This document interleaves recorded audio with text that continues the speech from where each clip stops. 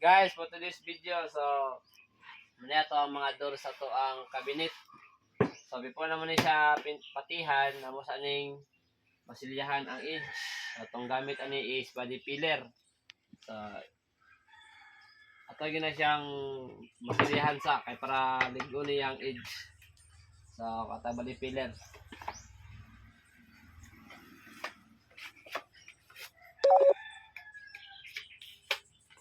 Kailangan din siya masilyahan guys, kung lisuhon mo ni sa pati, hindi niya ligon ng iyahang edge. So, mahalag hassle, basta importante ligon.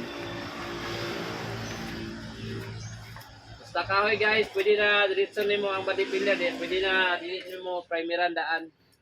So, basta na to, apply na to.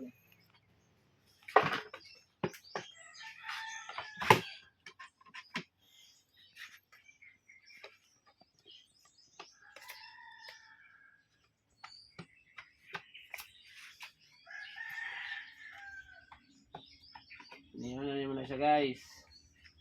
Ang pag-apply sa body filler guys, dili sa yun. So, hassle na siya, labo na kung beginners ka.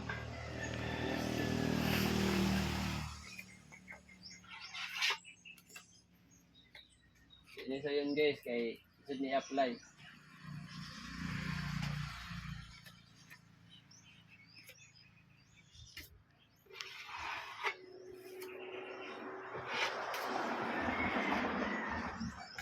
So, ngawa guys, nani siya ka nindot mo flat na siya nya kumalihaon na pod na bago nimo applyan na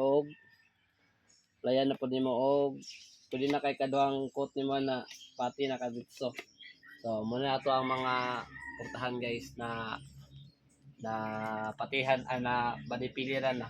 So, pati na po na sunod. So, muna to, bye-bye, salamat.